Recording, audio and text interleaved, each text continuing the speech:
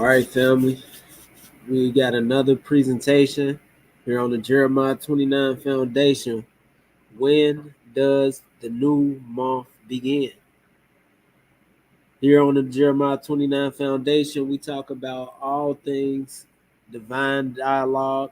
We also talk about things of economic structure, everything that can help our people. But today we're talking about something that's going on in the community of our people, of concerning when and how to keep our time. So I'm diving into this. I made this presentation. It didn't take. It's not going to take that long, but I do want to take notes, and hopefully we can crush the misunderstanding of time. When does a new month begin? In this presentation, I will prove beyond a shadow of a doubt when the new month begins.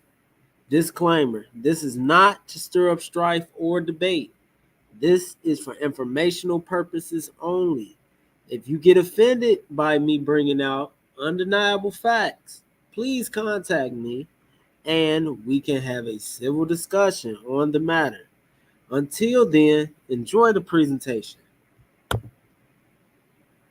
Understanding what is new moon or Kodesh. Kodesh, H2320 means new moon, new month. So Kodesh means new moon, new month, and it derives from the root Kadash, H2318, meaning to renew, repair, to be renewed, to restore, or restored. So it's letting us know here that Kodesh, the new month, is also from the root to renew, to repair, to be renewed, to restore, or be restored. Now, my question is, what does it mean to restore something? Here we have an old abandoned house. Now, my question is, like I said, what does a restored house look like? If I have an abandoned, broken down house, what would that look like? Would you pay for something to be restored? What do you want it to look like? If you're going to pay to have this restored, what would you want? Do you consider this restored? So if a contractor, you done paid him thousands of dollars and he said, I restored your house, and he bring you this, would you be happy? Would you be celebrating? Would you be having a feast about this? Or would you be upset? Or if a contractor came back and said, look, man, I restored your house. I renewed your house. I rebuilt it. I restored it. It's renewed. Would you be content? Would you be celebrating about this being the restored house? Or would you consider this your renewed house, your restored house? Me personally, I think I'd be more satisfied with this as calling this restored. If I'm paying somebody something, I want my house to look like this. You know, we can have a party in this house. But same thing go for a car. If I have this car and I give it to an auto body mechanic and a mechanic and I ask them, I want this to be renewed. I want this to be restored. I want you to renew this. I want you to restore this. I want this to be rebuilt. What would my expectations or anybody's expectations be of this renewed car? Would it be this? Could you pick somebody up with this? Does it have all the functionalities of the car that you want renewed? Do you want someone to pull up and you hand them a bunch of money with no car there but the wheels? Is this renewed? Or is this renewed? Could you pick somebody up with this? Could you say, hey, come here, girl, let's go for a ride? Could you pick up the hottest chick on your block or anything, man. Like, do you consider that renewed? Or do you think you would be wanting to pay for this? And this is the whole thing. What is renewed? What is restored? What is rebuilt? That's what Kadash means. Now, in Numbers 10 and 10, it says, we are to blow the trumpets on our appointed times and on our new moon feast. So, what did the Most High say to use to find our appointed times? Same thing, the little girl. Most people don't know because we are scattered on our calendar. We think it's okay to have 6, 7, 8, 9, 10 different days of atonement. I mean, it doesn't make any sense when the Almighty is giving us a plain blueprint, but we've got work to do. We're going to break this down. Genesis 1 and 14 says, let there be lights in the firmament of the heavens to divide the day from the night, and let them be for signs and for seasons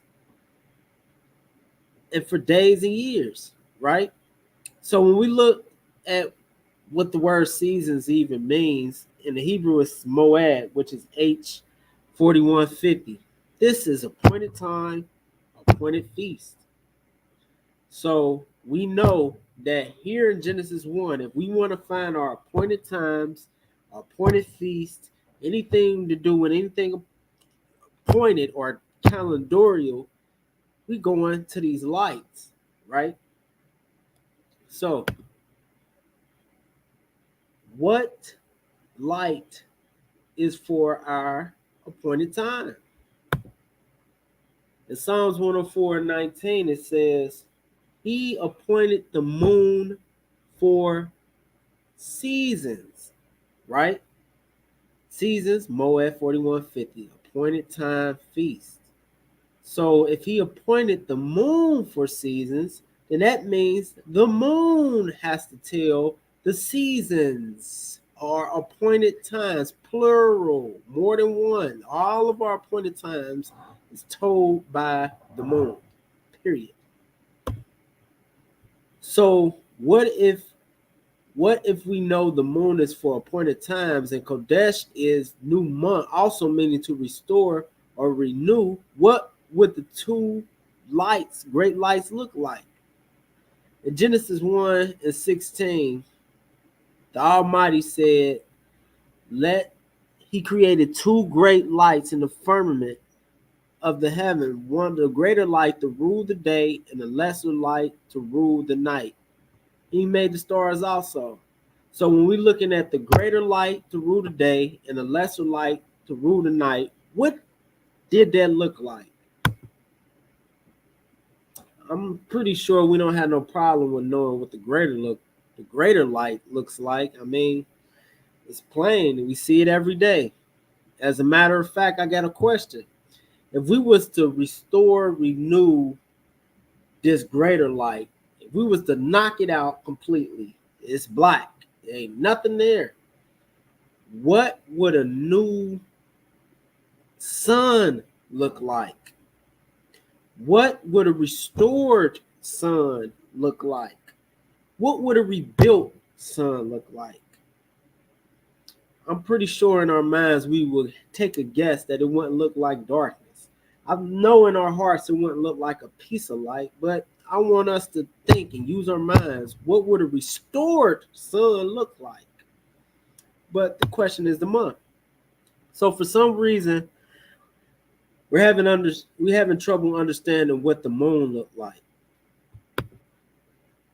The three phases of the moon is mentioned in the scripture. Yes, they are mentioned in the scriptures. We are going to break down the dark moon, the crescent, and the full moon.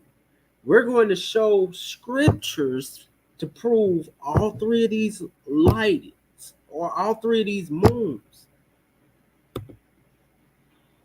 Where is the word crescent moon in the scriptures?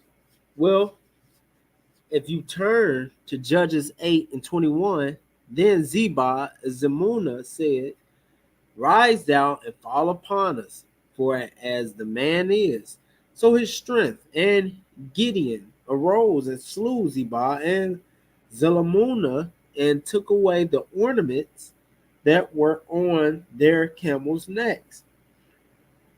So this word ornaments, I underline it for a reason. Judges 8 and 26. And the weight of the golden earrings that he requested was 1,700 shekels of gold besides ornaments and collars and purple raiments that was on the king's maiden, and beside the chain that were about their camel's neck. So when we look at this word ornaments, which is mentioned multiple times, it's Saharon, which is H7720, which means crescent moon. You can look this up. You can Google it. You can ChatGPT, whatever you got to do. Go and look up the H7720. You will find it says crescent moon. And this has nothing to do with time period. Every time that this word is mentioned, it has something to do with an ornament. And even to this day, we have the crescent moon as a symbol that's being worn by Islam and Muslims all around the world. They wear crescents on their hats. They got crescents on their mosques. They have crescents even on their flag. But this was represented as an ornament. It's a crescent moon. It is mentioned in the Holy Scriptures. The full moon. We're going to break this down. In Isaiah 24 and 23, it says, "Then the moon shall be confounded, and the sun ashamed, for the Most High of hosts will reign on Mount Zion and in Jerusalem and before his ancient gloriously."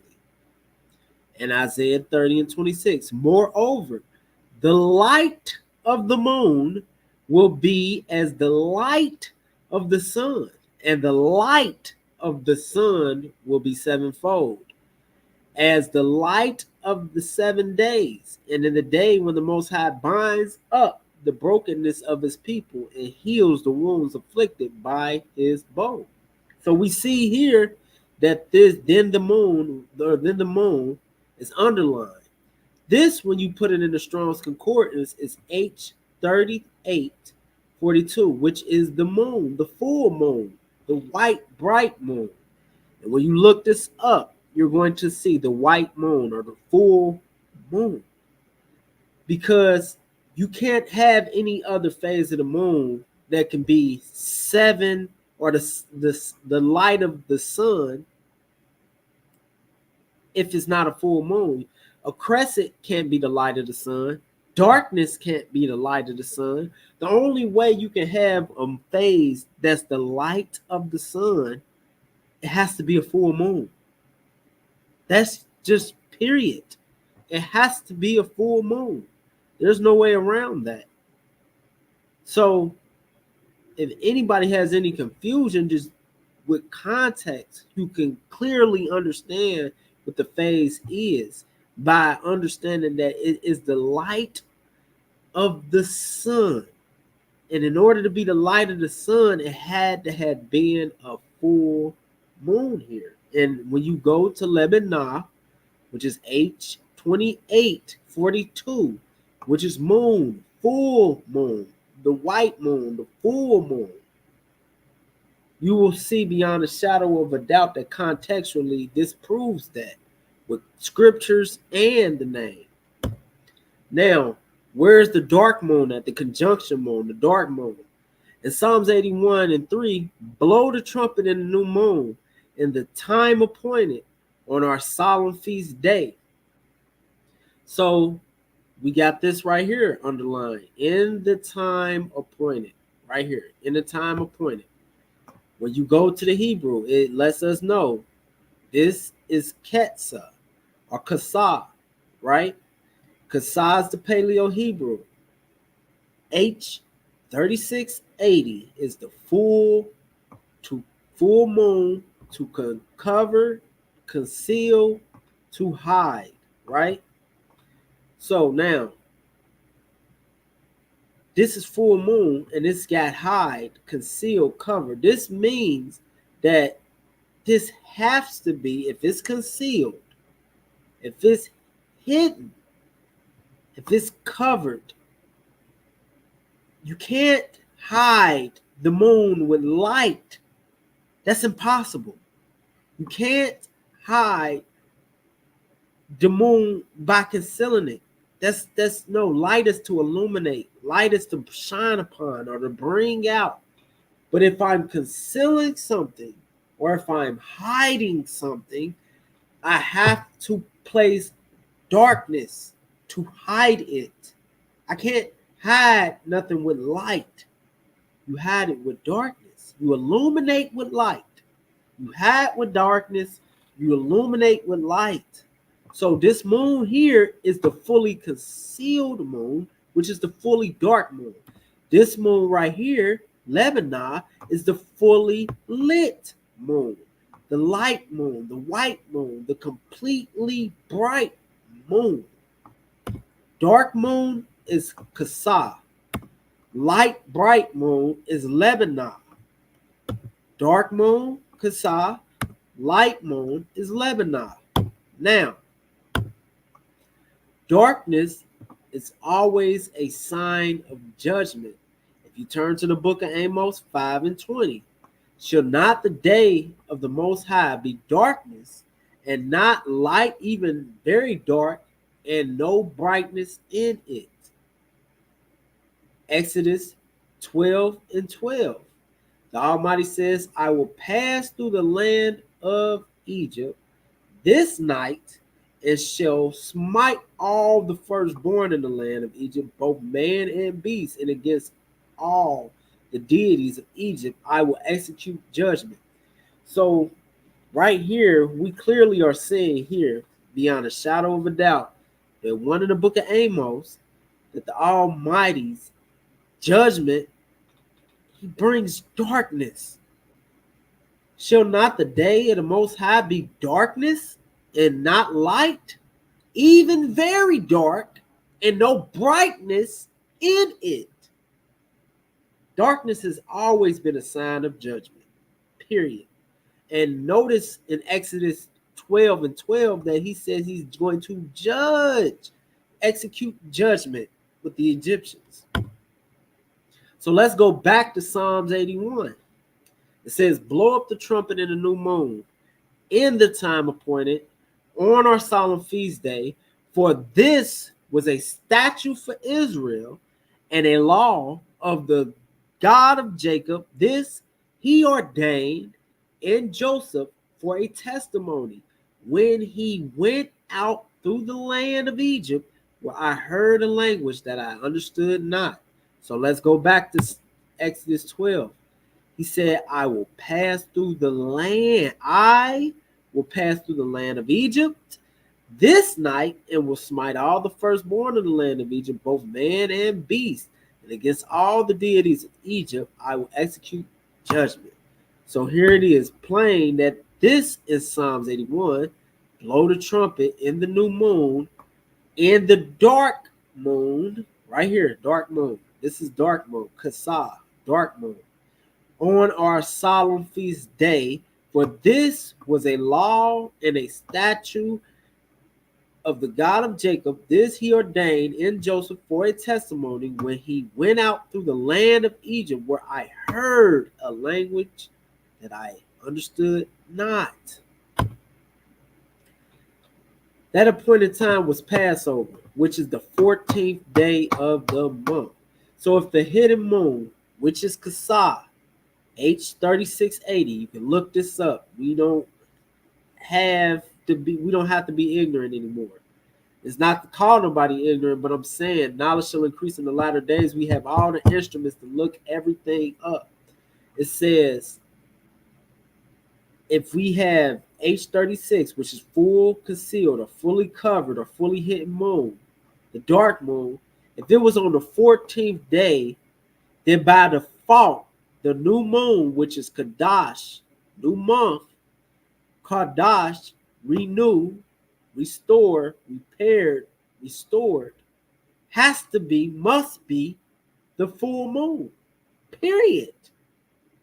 If the dark moon is Passover, which is the 14th day, that automatically, by default, period. Rules out the dark moon as the new moon, and it rules out the crescent as the new moon. By default, every 14th day after that full moon, the moon is dark. Period. And a full moon represents renewed, restored, rebuilt. You can't rebuild darkness with darkness. You can't restore dark. You can't restore and it's a piece of light. That's not restored. There's no ing on none of these. You can look this up. Go to H2318. There's no ing. There's no process of. There's an ed. The suffix is ed. It's restored. It's repaired. It's renewed. It's complete. It's restored. Ed. Restored. 14th day, dark moon. Passover. 14th day. Kadash, darkness. So Genesis 1:16. What would a restored lesser great light look like?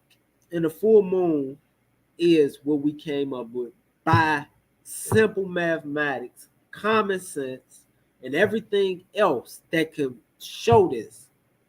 It's simple mathematics. The full moon rules the night from dusk till the dawn, and is 100% illuminated one time in the morning. You can have two full moons at night, but the morning is when it's at 100% illumination. And the crescent and the dark moon is sets. And I will show you this with timeanddate.com. And the scriptures say, blow the trumpet in the day of the new moon, which is a full moon in the morning. You see that still visible, but let me show you this.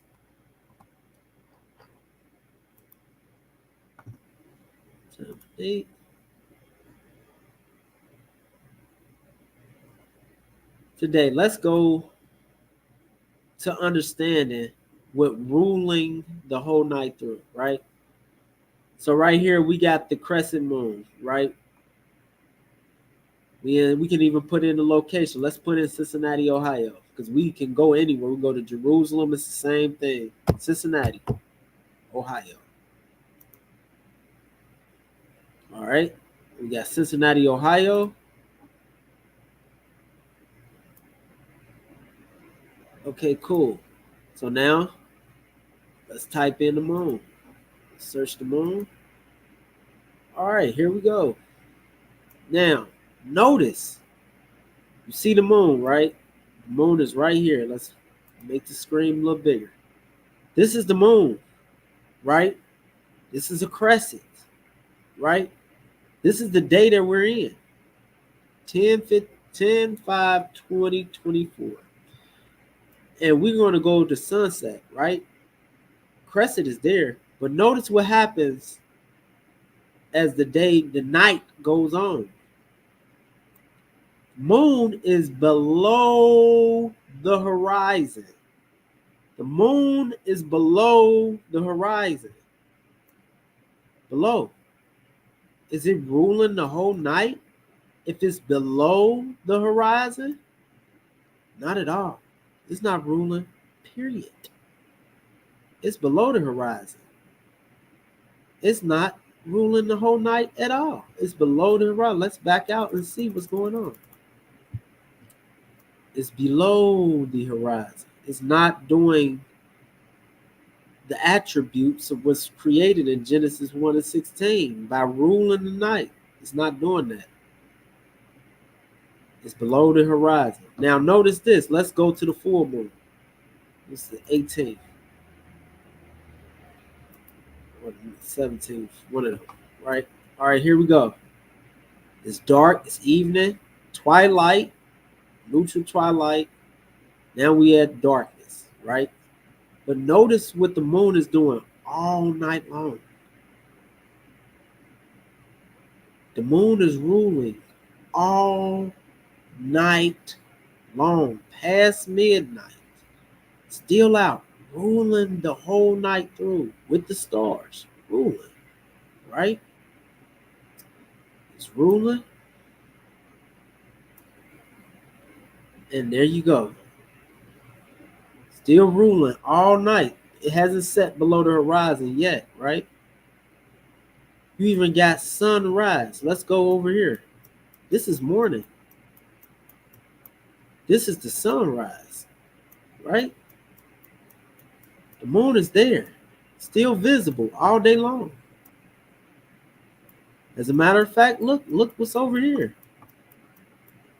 Hey, sun, that's the sun, y'all. This is the sun. That's the moon.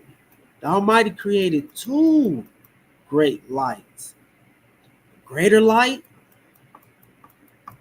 the lesser light, the greater light to rule the day, and the lesser light to rule the night. To rule the night all the way till the morning.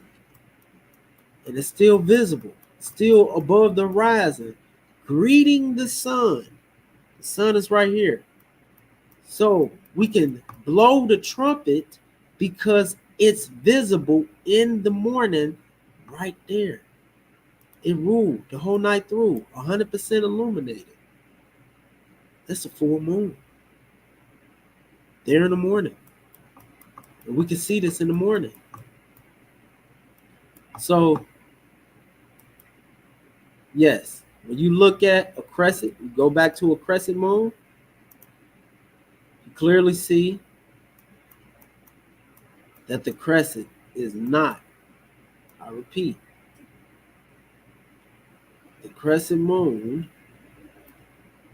Let's go to the crescent.